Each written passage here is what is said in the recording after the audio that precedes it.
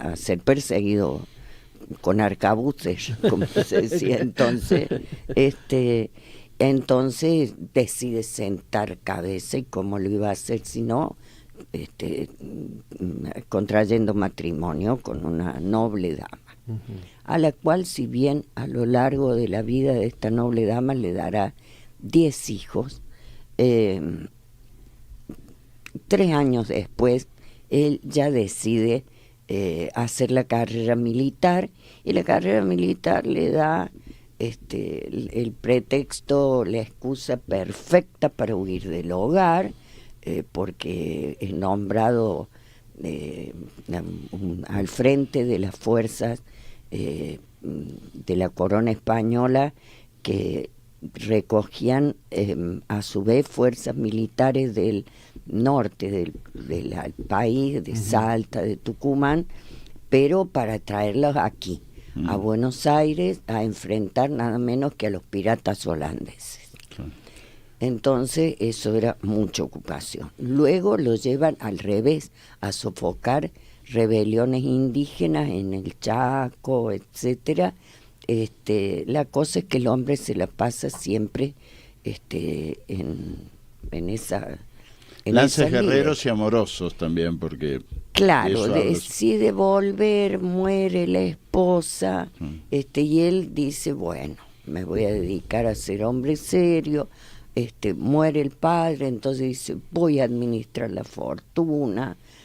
Se dedica a ser funcionario público, como buen ricachón cansado, dice, me voy a dedicar a la función pública, pero también en eso se excede. A eso me refería, que era el tipo de la persona excedida. El enfant terrible en ese sentido. Que ocurre que en ese exceso de manejo de los expedientes del erario público, termina preso y se le confiscan todos sus bienes, queda en la calle, digamos, literalmente, y ahí es cuando realmente decide sentar cabeza, pero todo esto ya tenía 40 años, que para nosotros es una edad joven, para la época no lo era tanto. Grande, claro, sí. Era un hombre grande, sí. Y digamos que dejó su carne al diablo y sus huesos al Señor. Claro, pero para todo esto él ya escribía, iba escribiendo, pero no eran cosas que para él fueran un motor en su vida. Perdón. No. Sí, cuando decide sentar cabeza, que ya tiene 61 años, definitivamente, ingresa como fraile dominico. Y al convertirse en fraile dominico se recluye en un convento que había, de clausura, que había fundado su propia familia en memoria de una hermana suya que murió muy joven. Él tiene parientes en la iglesia. Bueno, sí, seguro siempre hay parientes en la iglesia, ¿no? Un tío. No. Ellos fundan. Pensé que tenía un tío obispo. No. Al morir esta hermana, el padre y la madre deciden fundar un convento, que es lo que se conoce como el de las Carmelitas Descalzas de Santa Teresa. Para Córdoba esas son las Teresas. Las Teresas, claro. Sí, o la Iglesia Rosada. Sí, que es un monumento colonial muy conocido. Y ahí es donde él decide escribir fundamentalmente El peregrino en Babilonia. El peregrino en Babilonia. Y los otros, y los demás poemas, pero ya son todos exclusivamente poesía religiosa. Y El peregrino en Babilonia, él llegó, sí, lo publicó. No. No fue publicado. No fue publicado. Quedan los manuscritos. Perdón. quedan los manuscritos, pero en muy buena, digamos, en muy buen estado, que es otro de los temas que apunta Luis Benítez, cómo reconstruir esta literatura colonial y a la vez protonacional si prácticamente no han quedado ejemplares de los originales. De lo que queda de la época en realidad era más de lo que se publicaba en España, Claro.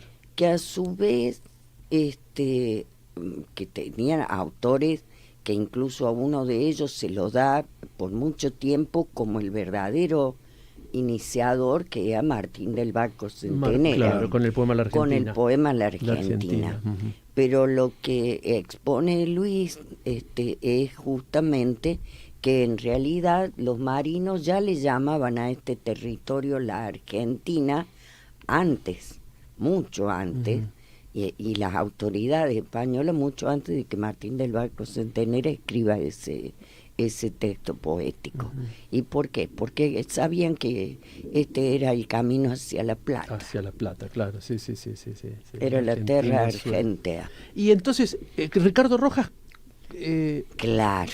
¿qué es lo que toma? No, es que está completo el manuscrito.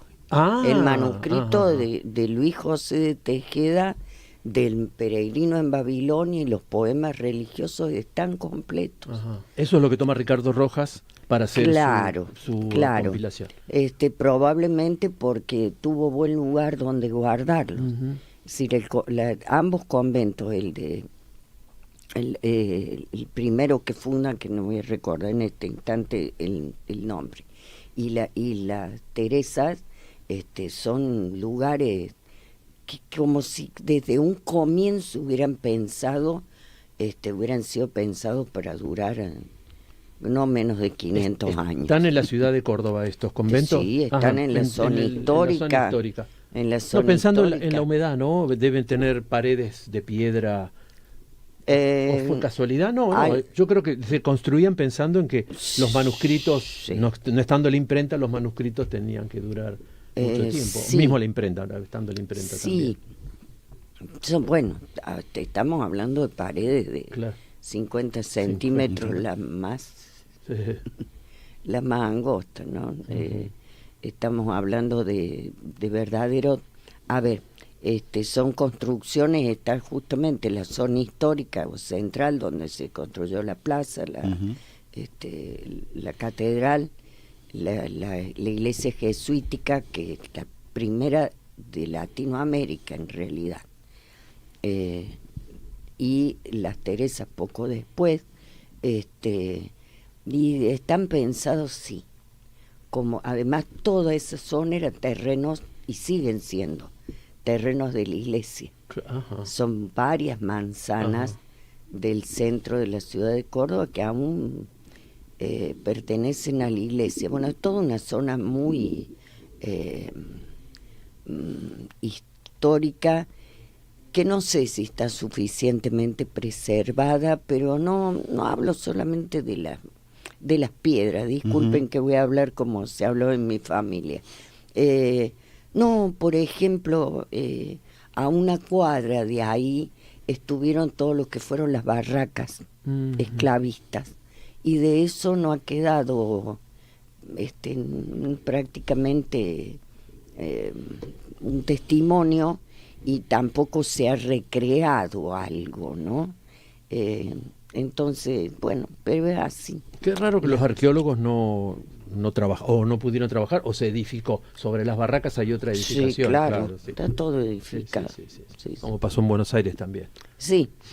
Sí, mucho se ha perdido porque cuando se construyen los edificios del microcentro, antes de la ley que obliga que los ingenieros o los arquitectos tienen que avisar si encuentran algo, ahora hay que avisar, se suspende la obra. Me acuerdo que hace unos años se encontró en Puerto Madero los restos de un barco, claro. Una parte de un barco que estaba preservada en el barro, creo que tenía 1 o 2 balas de cañón y todo eso. Entonces se para la construcción los arqueólogos trabajan en eso, ese trozo de barco más toda la artillería se llevó a un depósito a Barraca Peña. a Barraca Peña. Bueno. Y después sí, está se preservada habilita, con este mundo capitalista y arquitectónico en el que vivimos, el edificio siguió su camino. Claro. Pero me imagino que en Córdoba habrá pasado lo mismo. Se tiró abajo todo sí, algunas partes, de todas maneras, lo que sí, toda la zona el convento específicamente está muy bien conservado y hay muchísimas cosas. Si alguna vez van a Córdoba, queda muy cerca del Cabildo también, Claro, de manera que pueden acceder fácilmente. Bueno, hay cosas interesantísimas ahí, ¿no? Inclusive el centro de detención utilizado durante la última dictadura militar, a la vuelta, sí, ¿no es cierto? Pegado al Cabildo, claro. Bueno, si te parece, vamos a escuchar un poco de poesía de una querida integrante de PEN, que es Gigliola Sequín, Canela, pero sí, que está en estos momentos en la Feria del Libro de Carlos Paz. Es su tierra adoptiva, Córdoba, y en la voz de, por supuesto, María Gold. María Gold. Tatuaje, abriendo el periódico como quien abre un campo de concentración. Bárbaro. Algo lacera tus pensamientos, un enjambre de tábanos como ideas del enemigo. Sangre pequeña en curso de escritura sobre el pecho. ¿Qué clase de voracidad te mueve? El dolor se bebe de a poco y es de todos. Amoris causa. Ella tiene un lunar en el cuello pequeño como un grano de arroz. Él escupe saliva en las botas de cuero. Hay tragedias que los dos acarician. Sábanas bordadas en secreto. Afuera, sobre el dorso de una abeja, el deseo vegetal. Vuelo. Abrigame, dijo. Tengo frío. Sin esperar, me dio un beso. En instantes yo estaba en otro lado, en el que nunca había vivido. Un río de escarabajos marchaba por un sendero. Me uní a ellos tratando de ocultar la condición de mariposa. Luego volvió mi madre, desnuda. Recogía semillas en el campo. Pude volar muy cerca de su pelo y mirarla con todos mis ojos. La barca quieta. Algo pudo haber ocurrido en la boca del tiempo. Mientras la tierra gira, caen los latidos a un mapa imperfecto. Viramos hacia el sur, saltan delfines otra vez junto al barco. Si te quedas mirando la línea del Ecuador, agua y sal te mojan la cara. No hay bitácora, ni mares, ni estrellas. No hay cielo a la vera de la infancia. Manjares, pulpa verde, de rodillas muerdo, exquisito, piernas, dedos, lunares, una nuca en estado de abandono. Como todas las vírgenes soy la que juega a que duerme. Desde un pecho me baja un pimpollo, un río de azúcar, aceite luminoso. Aquí es. Crujen manzanas calientes, asadas al fuego del infierno. Poesía reunida, ediciones en danza, Gigliola Sequín. La Sequín. Difícil decir Gigliola. Además, te fijaste que siempre que decimos Gigliola Sequín hay que decir Canela. Que exactamente. Porque bueno, su fama ha venido por el seudónimo americano y bueno, muy tierno, además un buen seudónimo. Y ahora seguimos con Eugenia Cabral, nuestra invitada de hoy, que nos va a leer. Bueno, en realidad voy a leer el comienzo del Peregrino en Babilonia, que fue escrito o terminado en 1663, lo cual implica que la poesía argentina estaría cumpliendo 360 años. Ajá. en una juventud muy elongada. Comienza así. La ciudad de Babilonia, aquella confusa patria, encanto de mis sentidos, laberinto de mi alma. Aquella que fue mi cuna al tiempo que el sol pisaba la cola del escorpión, y él le miraba con rabia. Mientras canto y mientras lloro, y entre memorias pasadas, refiero a agravios presentes, me escuche desde su alcázar. Para cantarlas, me siento sobre la arenosa falda de este humilde y pobre río que murmura a sus espaldas. ¿El río es el primero? Claro, Suquía, claro. el Suquía.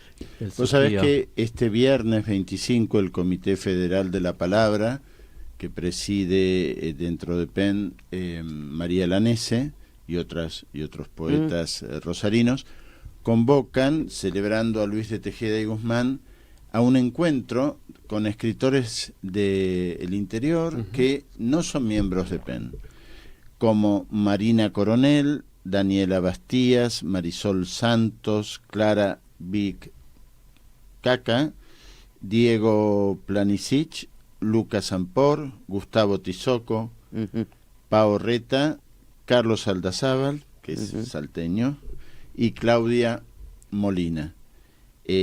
Así que hay que entrar a las redes de PEN y van a ver, Y ver ahí, sí. cómo acceder En la convocatoria, porque yo estuve un poquito participando, se invitó uno por uno para que hubiera un representante de cada provincia y uno de la ciudad de Buenos Aires. Por cuestiones de horario algunos no pudieron y bueno, quedó esta selección que seguramente en otra ocasión va a ser ampliada porque hay muchísimos más poetas, La ¿no? idea es empezar Sí, a sí. celebrar los 25 de agosto a Tejeda y que sea una excusa para que conocer las voces de poetas del interior. Pero hablando de poetas, Bueno, yo la tengo señora yo tengo una curiosidad hace mucho. no es solo una academia. No, la yo señora tiene una tampoco soy una No, académica. pero la no. señora nos va en 5 minutitos, aunque sea no más. ¿Por qué hay que leer a Juan Larrea y de dónde viene tu especialización en Juan Larrea?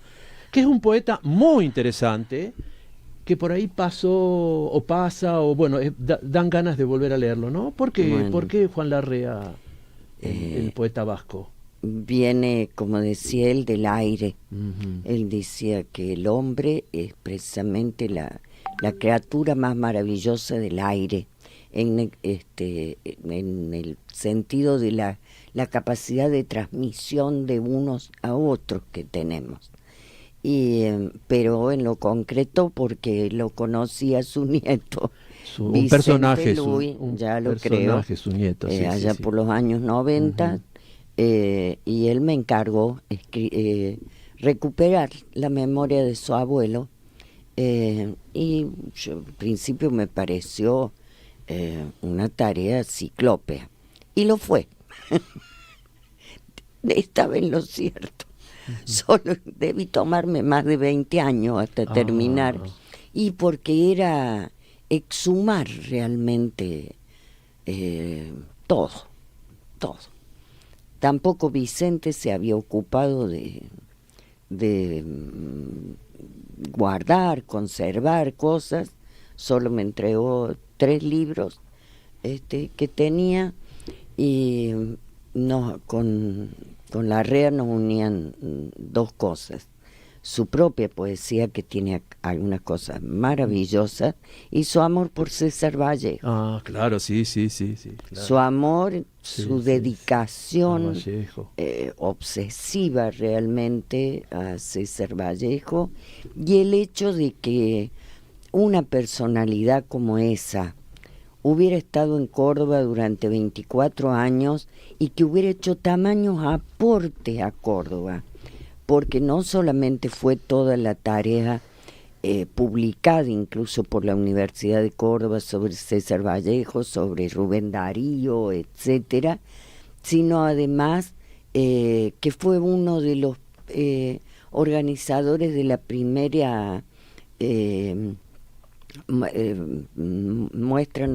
exposición de arte de Industrias Kaiser, que representó las vanguardias él había sido justamente un hombre de las vanguardias del siglo XX, amigo de Juan Gris, de Picasso. Claro.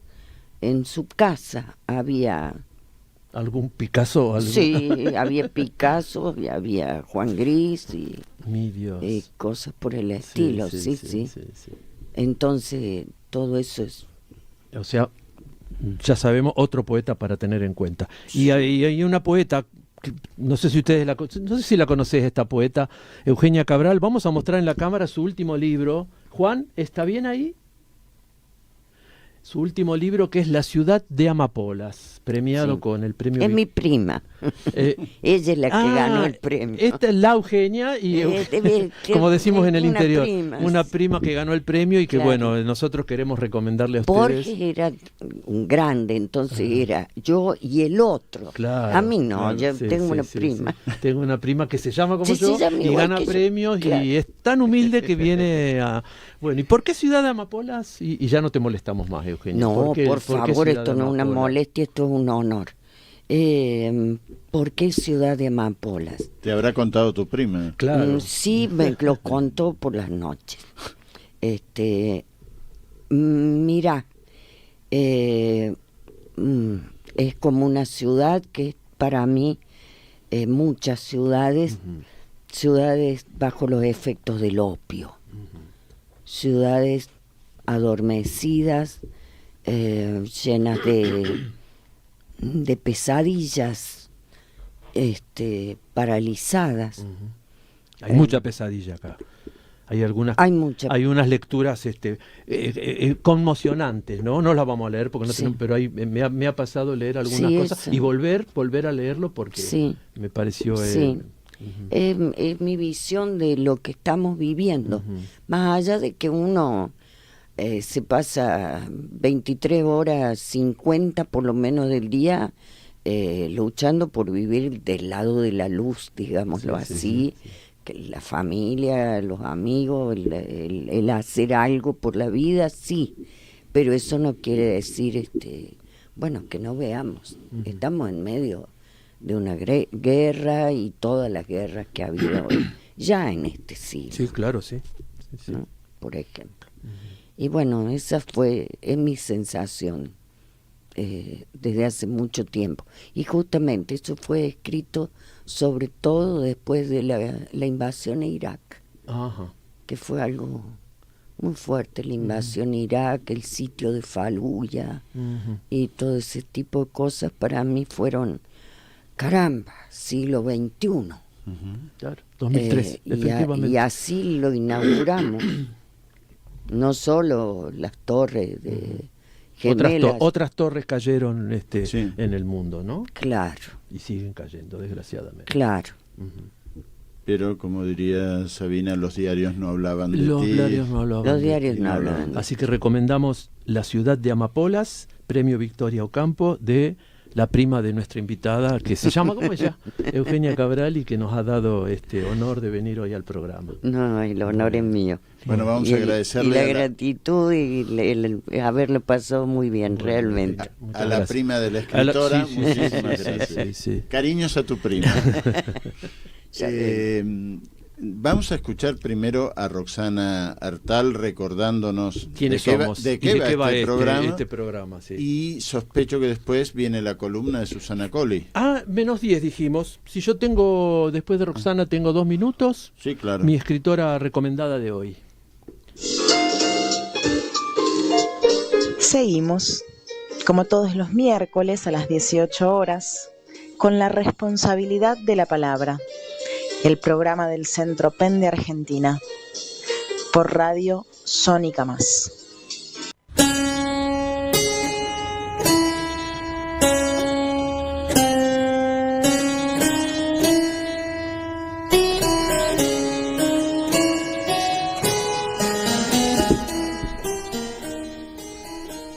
Qué bueno escucharla, Roxana, recordarnos quiénes somos. Nos escuchó a Roxana. ¿Escuchamos a Roxana? Escuchamos a Roxana. Bueno. ¿Y ahora qué tenemos en el aire? Una llamada telefónica. ¿Sí? ¿Está Susana Colli en el aire? Hola, buenas tardes. Hola Susana, ¿cómo te va? Buenas tardes a todo el equipo, a Gabriel, a Roberto, a la invitada. Gracias por darme esta oportunidad. No, querida. Hola, Susana. ¿Y hoy de qué vamos a hablar? ¿De qué vas a hablar en realidad vos, Susana? Hoy, bueno, no pueden intervenir ustedes también y formar parte. Hoy voy a hablar de la Casa Museo de Manuel Mujica Lainez en Córdoba. La casa se llama El Paraíso. La adquirió en el año 1969. Está en La Cumbre, Córdoba. Quienes estén de vacaciones por la zona, se las recomendamos especialmente, no pueden perderse maravilla de este paraíso. En Cruz Chica, bueno, Mujica Lainez, en Cruz sí. Chica, ¿no? Básicamente. Sí, son a 3 kilómetros de La Cumbre. Sí, Cruz Chica. Bueno, sabemos que Mujica Lainez fue un escritor, crítico de arte, periodista, llamado Manucho por muchos. La casa museo se conserva tal cual como cuando vivía el escritor, porque él murió en 1984 y casi inmediatamente la familia hizo una fundación para que quede como museo. Entonces prácticamente está como cuando él estaba viviendo. Él cuando en el 69 la compró y la empezó a ambientar, siempre decía que quien recorre este sitio se asoma a mi corazón y mi memoria. Y es un poco, es recorrerlo lo que yo quería comentarles, es entrar un poco en el mundo de Manucho Mujica Lainez, sus familiares y amigos, porque es una propiedad de 6 hectáreas más o menos, que tiene una casa principal y varias casas donde vivían familiares, pero también amigos que pasaban largas temporadas. Muchos de ellos escritores, obviamente, gente de la cultura. La casa fue construida en 1920, él cuando la vio se enamoró y la quiso comprar. Es en un estilo pintoresco de inspiración andaluza. La llamó El Paraíso y quién sabe haciendo referencia a su libro Invitados al Paraíso, que por eso es una sugerencia de que el autor encontró esa utopía que estaba relatada en el libro. En el libro, recordemos que es una utopía donde una pequeña comunidad muy decadente y solidaria se exilian de la ciudad y viven en un estado de evasión, en un mundo que ellos rehacen o rearman, ¿no?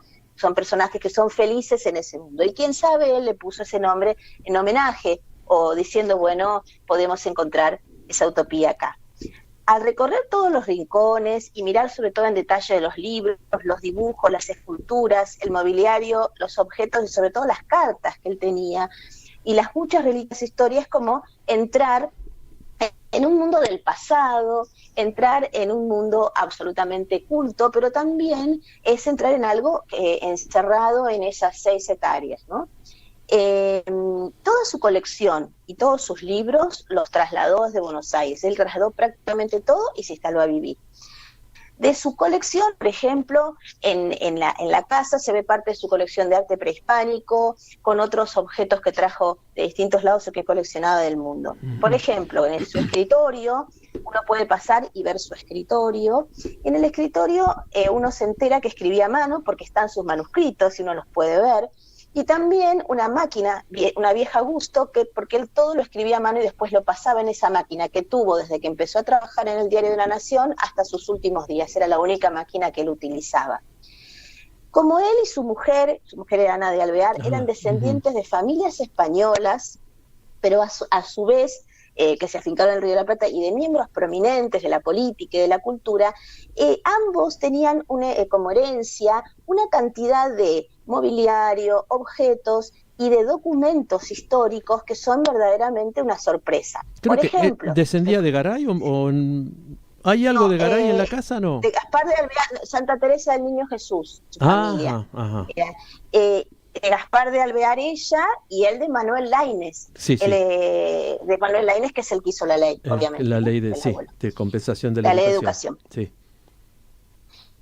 Entonces uno por ahí está en la sala y se encuentra con el escritorio de campaña de San Martín, o una silla de Carlos de Alvear y una silla de Dorrego que usaban en campaña.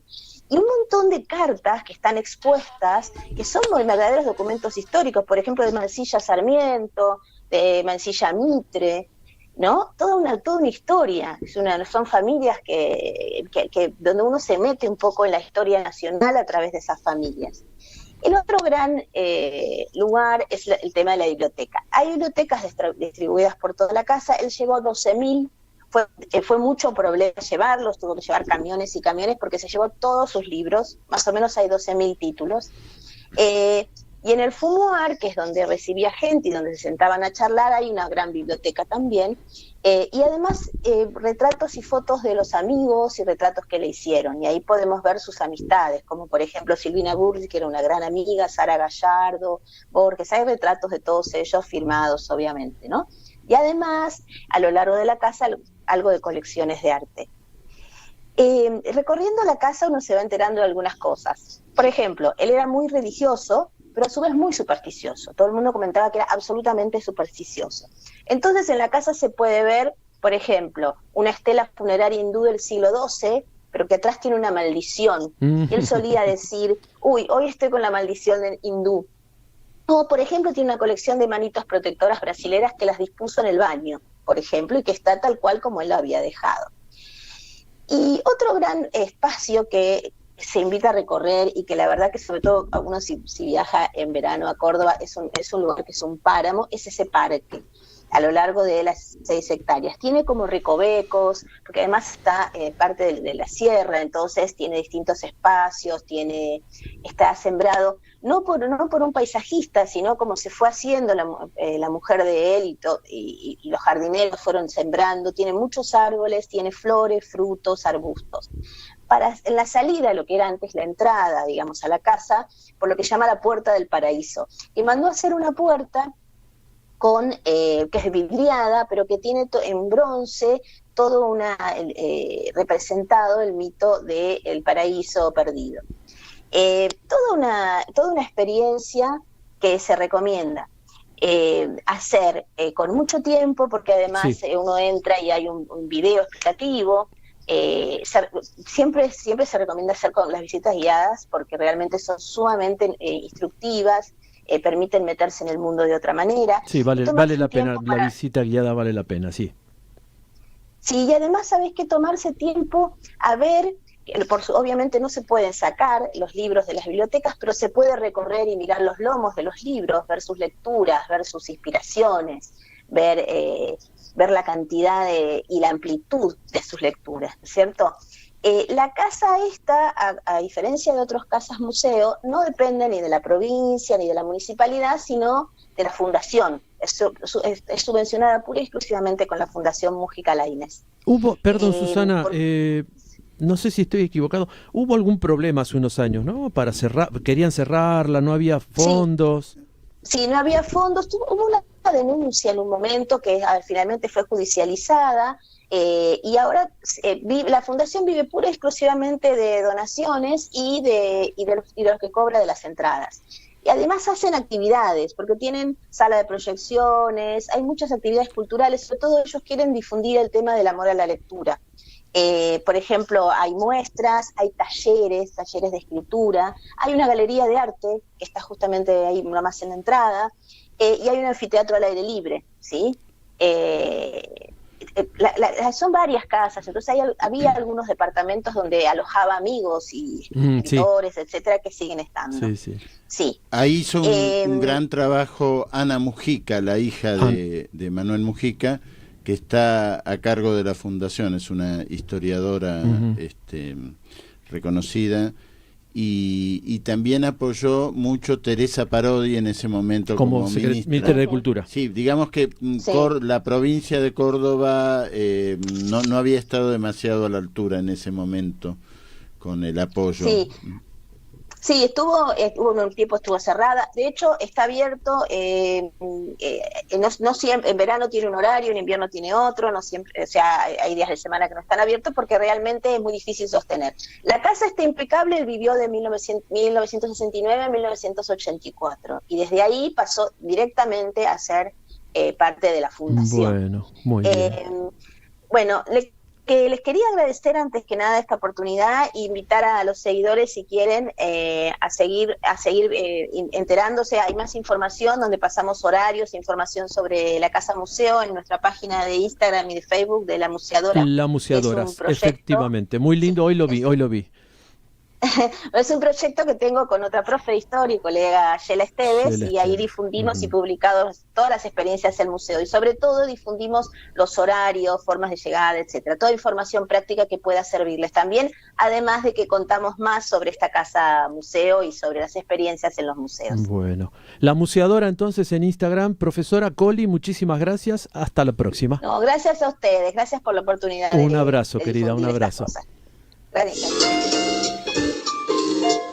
Seguimos, como todos los miércoles a las 18 horas, con la responsabilidad de la palabra, el programa del Centro PEN de Argentina, por Radio Sónica Más.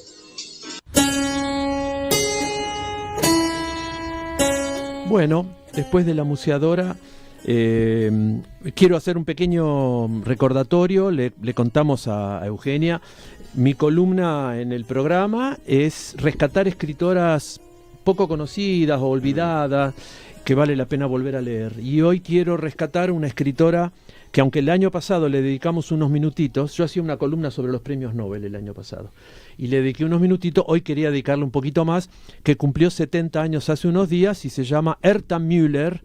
Los que saben alemán me van a perdonar, ¿sí? Herta Müller, yo traje 3 libros, bueno, muestro este solo. Herta Müller nace en Rumania como parte de una comunidad de alemanes que algún emperador alemán o austríaco mandó a Rumania cuando todo eso era imperio austrohúngaro, ¿no? Mandó alemanes agricultores, gente muy habilidosa, y quedaron instalados en ese sector cerca de Timișoara. La ciudad se llama de otra manera, cerca de Timișoara. Y Herta Müller crece en una comunidad muy cerrada de campesinos alemanes en un país que habla otro idioma, que es Rumania. Y ella habló por primera vez rumano cuando fue a la escuela, a los 12 años.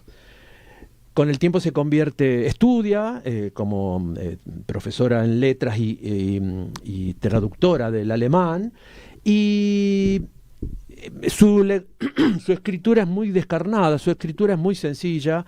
Su escritura es, como diría alguien, sujeto, verbo, predicado, ¿no? Así, punto, y otra oración, y punto. O sea, cuando le preguntaron por qué no floreaba un poco más la frase, dice: yo vengo de una familia campesina, y en los campesinos no se habla demasiado. Se habla lo justo, decía ella, ¿no? Y eso le quedó. En este libro, todo lo que tengo lo llevo conmigo. Ella no cuenta su experiencia, sino la experiencia de su madre y de un amigo, de cuando cae el nazismo y la Unión Soviética entra en Rumania. A los colaboracionistas, su padre lo era, su madre aparentemente no, los mandan a Rusia en una situación distinta a los gulag. No es lo mismo que los gulag. Era un trabajo por 5 o 6 años y después volvían a su país. Sabemos que del gulag la mayoría no volvía, ¿no? Entonces, eran granjas de trabajo. Claro, sí, con condiciones muy duras. Entonces, ella cuenta acá un poco la vida de un muchacho de 17 años que termina acostumbrándose y cuando puede volver al pueblo se queda un poquito más en ese campo de trabajo.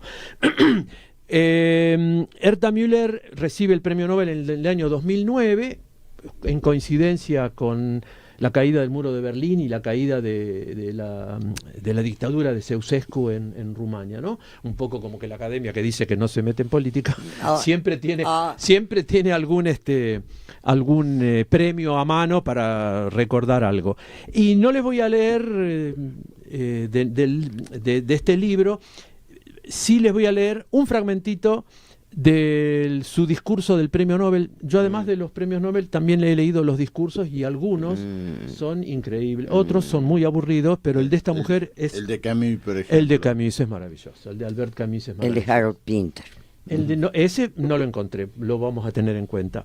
Y ella le dice a los académicos, ¿no? Cuando recibe el premio tienen que hacer un discurso.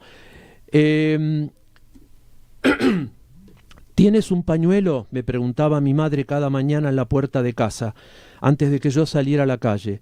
Yo no tenía el pañuelo, y como no lo tenía, regresaba a la habitación y sacaba un pañuelo. No tenía el pañuelo cada mañana porque cada mañana guardaba la pregunta. El pañuelo era la prueba de que mi madre me protegía por la mañana. A otras horas del día, más tarde o en otras circunstancias, quedaba a merced de mí misma. La pregunta, ¿tienes un pañuelo?, era una ternura indirecta. Una directa hubiera sido penosa. algo que no existía entre los campesinos. El amor se disfrazaba de pregunta. Sólo así podía decirse a secas, en tono de orden, como las maniobras del trabajo. El hecho es que la voz fuera áspera realzaba incluso la ternura. Cada mañana estaba yo una vez sin pañuelo en la puerta y una segunda vez con el pañuelo. Solo después salí a la calle, como si con el pañuelo también estuviera mi madre. Tenemos un minutito más. Ella después sigue contando una historia, es maravilloso, después te lo mando. Ella entra a trabajar como traductora técnica en una fábrica y un día van a la oficina y le piden que delate a sus compañeros y ella se niega. Al segundo día, al tercer día, este agente que viene a pedirle que delate a los compañeros, la saca de la oficina y le dice, bueno, a partir de ahora vos vas a trabajar en los escalones en la escalera de entrada al edificio. Y ella, que tenía un pañuelo grande, lo puso en el escalón y ahí con la máquina de escribir y sus traducciones siguió trabajando. Ella dijo, no les voy a dar el gusto, ¿no?, que me echen.